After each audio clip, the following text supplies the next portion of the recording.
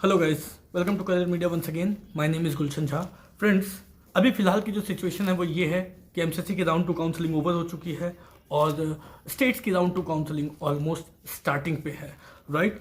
वैसे स्टूडेंट जो non qualified हैं, they are expecting the revise cut off to be published as soon as possible. So today we are going to discuss about the revise cut off कि revise cut off कब तक आ सकती है। And before that, if you are also waiting, if you are also not qualified and you are waiting the revised cutoff to be published so that you will become qualified and you will approach the counseling in any ways, तो वो कब तक start हो सकती है। And before that आपके लिए क्या क्या होमवर्क है, what you have to keep ready, क्या क्या ऑप्शंस आपके सामने ओपन होंगे, and how you can proceed once the revise cut off will come, you will get qualified. Then what should be the procedure for you, what should be the process for you, क्या क्या चीज़ें हैं जो आपको देखनी ज़रूरी है, समझनी ज़रूरी है, और किन किन चीज़ों को आपको रेडी करके रख लेना ज़रूरी है। सबसे पहले बात कर लेते हैं रिवाइज कट ऑफ कब तक आ सकती है। जनरली सेकेंड राउंड के बाद रिवाइज कट ऑफ पब्लिश होती है। इस साल भी ऐसा ही होने के पूरे चांसेस हैं। राउंड 3 काउंसलिंग जो होती है एमसीसी की, उससे लगभग 2-3 दिन पहले रिवाइज कट ऑफ आती है। सो यू कैन एक्सपेक्ट कि 1-2 तारीख तक में रिवाइज कट ऑफ आ जाएगी, when you will get to know whether you got qualify और नॉट। जहां तक रिवाइज कट ऑफ कि रिवाइज होने की बात है कि कितने मार्क्स तक रिवाइज हो सकते हैं, लास्ट ईयर के अकॉर्डिंग अगर हम देखें तो अप्रॉक्सीमेटली 90 मार्क्स रिवाइज हुए थे। बट लास्ट ईयर जो टोटल मार्क्स जितने की एग्जाम थी वो थी 1200। इस बार हम उतना ज़्यादा एक्सपेक्ट नहीं कर सकते हैं, क्योंकि जो इस बार की एग्जाम हुई थी वो सिर्फ 800 मार्क्स की थी। तो 15-20% की जो रिवाइज कट ऑफ है वो एक्सपेक्ट कर सकते हैं। हालांकि कुछ और इंडिकेशंस भी हैं जिसके तहत हो सकता है ये रिवाइज कट ऑफ जितनी हम एक्सपेक्ट कर रहे हैं उससे ज़्यादा भी रिवाइज हो। तो अकॉर्डिंग टू आवर एक्सपेक्टेशन हो सकता है कि रिवाइज कट ऑफ जो है वो 15-20% रिवाइज होकर के आए। जो न्यू कट ऑफ है वो 15-20% रिवाइज हो, जो कहीं ना कहीं 230 मार्क्स के आसपास रह सकती है। 10% ऊपर नीचे आप मान के चल सकते हो, because this is just a prediction, not the exact value, right. But as I said कि बहुत सारी चीज़ें हैं जिसे लेकर के रिवाइज कट ऑफ को लेकर के राज्यसभा में बात भी हुई है। तो इन चीज़ों को देखते हुए हो सकता है कि ये रिवाइज कट ऑफ जो आए उसमें और भी उसकी जो मार्क्स है उसे और भी ज़्यादा कम किए जाए, जिससे कि ज़्यादा से ज़्यादा स्टूडेंट्स उसमें रिवाइज कट ऑफ में क्वालिफाई हो सकें और वो काउंसलिंग में को अटेंड कर सकते हैं। क्योंकि अभी जो सिचुएशन है, नीड है, वो ज़्यादा से ज़्यादा डॉक्टरों की नीड है इंडिया को। इन चीज़ों को मद्देनज़र रखते हुए जो है वो हो सकता है कि रिवाइज कट ऑफ 230 से और भी ज़्यादा नीचे आए, 210, 15, 20 तक भी आ सकती है। But as per our expectation हो सकता है 230 से आसपास जो है वो रिवाइज कट ऑफ हो सकती है। नाउ रिवाइज कट ऑफ आने के बाद आप लोगों को क्या क्या चीज़ें करनी हैं। आप सबसे पहले ये समझ लेते हैं कि रिवाइज कट ऑफ आने के बाद आपके सामने क्या क्या ऑप्शंस अवेलेबल होंगे, और उन चीज़ों को देखते हुए आपको क्या क्या चीज़ें अभी फिलहाल जो समय आपको मिला है, जो टाइम आपको मिली है, उसमें आपको क्या क्या चीज़ें अपनी होमवर्क जो है वो कर लेनी है, राइट। सबसे पहले ऑप्शंस को देख लेते हैं। रिवाइज कट ऑफ आने के बाद अगर आप हायर क्लिनिकल ब्रांचेस के लिए ऑप्ट करना चाहते हो तो आपके पास 3-4 ऑप्शंस हैं। हायर क्लिनिकल जैसे कि रेडियोलॉजी हो गई, डर्मेटोलॉजी हो गई, मेडिसिन हो गई, पीडिया हो गई, ऑर्थो, ओबीजी, ये ब्रांचेस हैं। इनके लिए if you are looking for these branches तो आपके पास क्या क्या ऑप्शंस है। एक है राजस्थान का ऑप्शन, जहाँ पे फीस थोड़ी हाई सी। अगर रिवाइज कट ऑफ आने के बाद आप क्वालिफाई होते हो and you are looking for higher branches, तो यू शुड बी प्रिपेयर्ड कि आपकी जो बजट जाएगी वो हाई जाएगी, जो आपको सीट मिलेगी उसकी फीस कहीं ना कहीं ज़्यादा रहेगी, राइट। तो आपको सबसे पहले तो ये चीज़ इस चीज़ के लिए प्रिपेयर रहना है।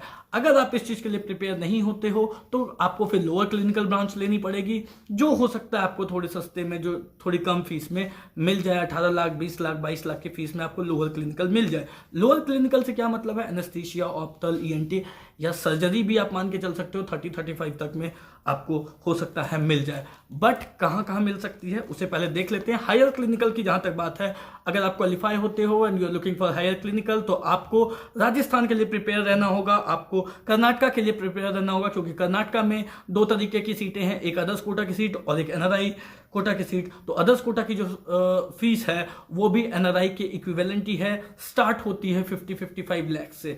सो आपको वहाँ पे सीट मिल सकती है। छत्तीसगढ़ आपको अप्लाई करना चाहिए, this is the first time when Chhattisgarh में सीट्स आई है। सो छत्तीसगढ़ स्टेट को आपको टारगेट करके रखना है। डीम्ड यूनिवर्सिटीज़ को आपको टारगेट करके रखनी है, क्योंकि डीम्ड यूनिवर्सिटीज़ की जो फीस है वो 18 लाख से स्टार्ट होकर के काफ़ी आगे तक जाती है, और उनमें जो एनआरआई की सीट्स हैं उनकी भी फीस जो है वो 50 लाख से अप्रॉक्सीमेटली 50-55 लाख से स्टार्ट होती है।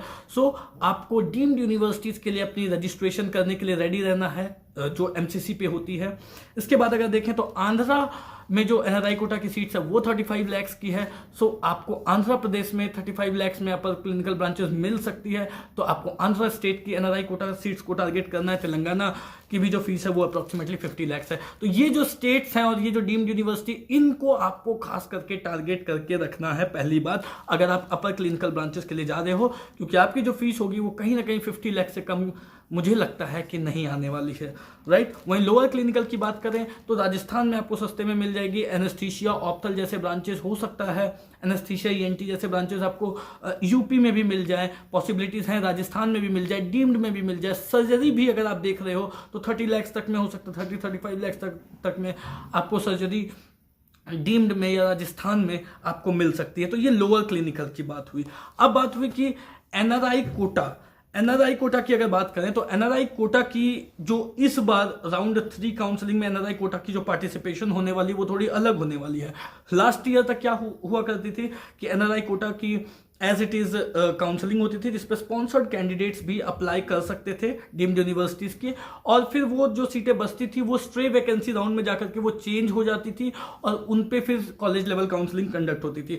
पर इस बार वो सिनेरियो नहीं है, वो सिनेरियो चेंज हो चुकी है। इस बार की जो रूल्स चेंज हुई है उसके अकॉर्डिंग जो एनआरआई कोटा की सीट्स हैं वो राउंड 3 काउंसलिंग में ही नॉर्मल जो सीट्स है उसमें कन्वर्ट हो जाएगी।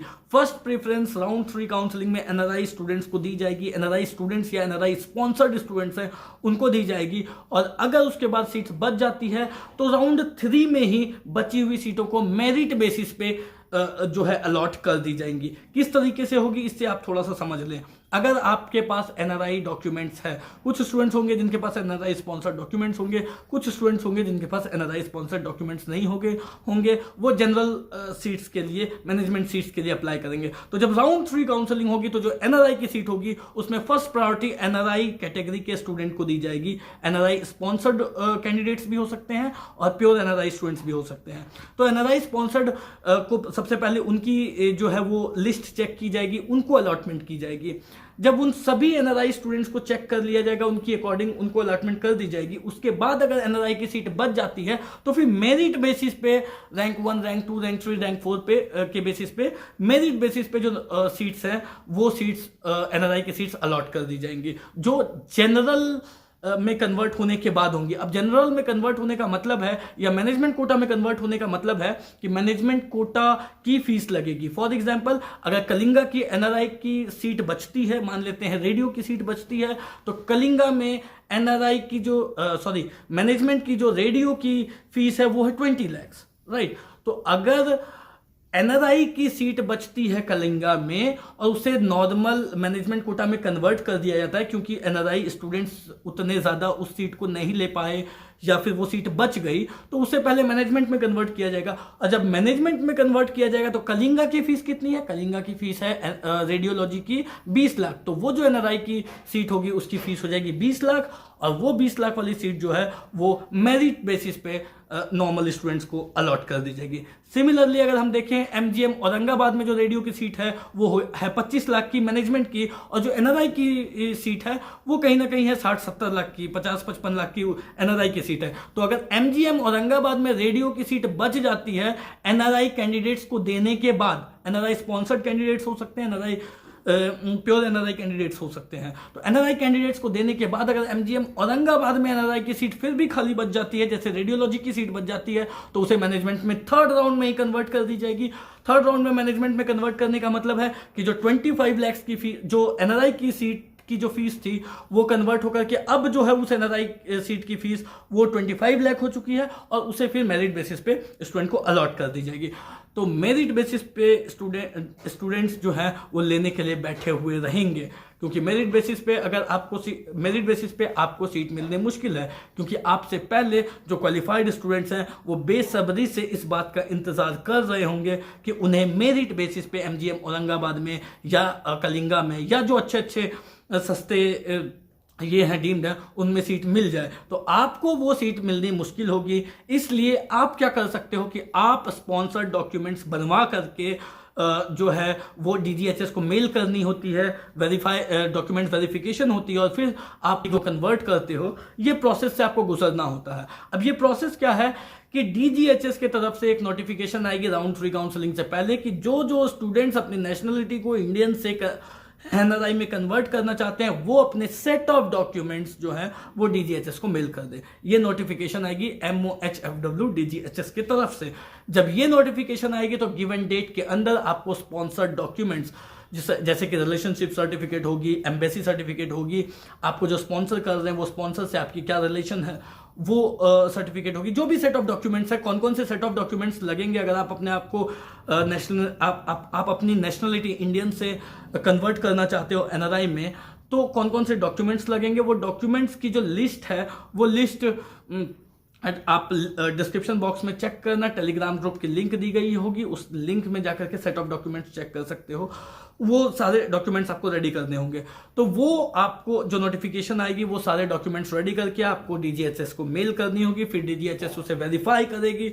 जिनके डॉक्यूमेंट्स बिल्कुल सही होंगे उनकी एक वेरीफाइड लिस्ट पब्लिश की जाएगी और जिन जिन स्टूडेंट का उस लिस्ट में नाम होगा वो स्टूडेंट मैनेजमेंट कोटा के साथ साथ एनआरआई सीट्स के लिए एलिजिबल होंगे। दैट मीन्स कि आप एनआरआई सीट्स की तो फिलअप कर ही सकते हो, लेकिन साथ में आप मैनेजमेंट कोटा सीट्स भी फिलअप कर सकते हो। That means you will be eligible for both management seats and NRI seats. ऐसा नहीं है कि आपने जो नेशनलिटी चेंज करवा ली तो अब आप इंडियन नहीं रहे, अब आप एनआरआई कंप्लीट हो चुके हो और अब आप मैनेजमेंट कोटा के लिए एलिजिबल नहीं हो। ऐसा नहीं होता है। आपने नेशनलिटी चेंज करवाई, अब आपको एक बेनिफिट मिलेगी कि एनआरआई कोटा सीट के लिए तो आप एलिजिबल हो ही, साथ में आप मैनेजमेंट कोटा सीट के लिए भी एलिजिबल हो। दैट मीन्स कि जब आप चॉइस फिलिंग करोगे तो पहले आप मैनेजमेंट कोटा सीट्स डाल सकते हो, उसके बाद मैनेजमेंट सीट्स डालने के बाद आप एनआरआई सीट्स डाल सकते हो, जिससे कि मैनेजमेंट की जो फीस होती है वो कम होती है। वो अगर मिलती है आपको तो ठीक है, अदरवाइज आपको एनआरआई फीस पे जो सीट है वो सीट आपको मिल जाएगी। तो इस तरीके से आपको करके चलना है। और जैसा हम जानते हैं कि रिवाइज कट ऑफ आने के बाद आपकी जो बजट है वो कहीं ना कहीं ज्यादा जाएगी, तो आपके पास जो है ना ऑप्शंस भी बहुत कम रहेंगे और आपके पास संभलने का टाइम भी कम रहेगा। संभलने का टाइम कम क्यों रहेगा?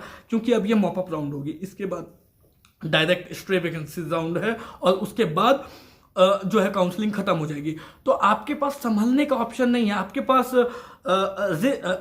गलती करने की जो टाइम है वो टाइम नहीं है। अगर आपने इस राउंड में गलती की तो कहीं ना कहीं अगले राउंड में फिर आपको उसकी जो हर्जाना है वो हर्जाना भुगतना पड़ सकता है। तो इसलिए जो भी स्टूडेंट जिनके रिलेशन में वैसे हैं, फर्स्ट डिग्री रिलेशन में वैसे हैं, कोई हैं जो उन्हें स्पॉन्सर कर सकते हैं, जो डॉक्यूमेंट्स रेडी करवा सकते हैं, उन्हें अभी ही डॉक्यूमेंट्स रेडी करवा लेना चाहिए, जिससे कि क्योंकि ज़्यादा टाइम आपको मिलेगी नहीं इन डॉक्यूमेंट्स राउंड 3 से पहले जब रिवाइज कट ऑफ आएगी तो आपको ज़्यादा टाइम नहीं दिया जाएगा इन सब डॉक्यूमेंट्स को प्रिपेयर करने के लिए। तो अभी ही आप डॉक्यूमेंट्स रेडी करवा लो। अगर आप एनआरआई में अपने आप को कन्वर्ट करना चाहते हो तो वो जो डॉक्यूमेंट्स हैं, एनआरआई सीट्स के लिए एलिजिबल होना चाहते हो तो वो डॉक्यूमेंट्स आप रेडी करवा लो, जिससे कि जब वो नोटिफिकेशन आए तो आपका काम रहे सिर्फ उन डॉक्यूमेंट्स को मेल करना। दैट्स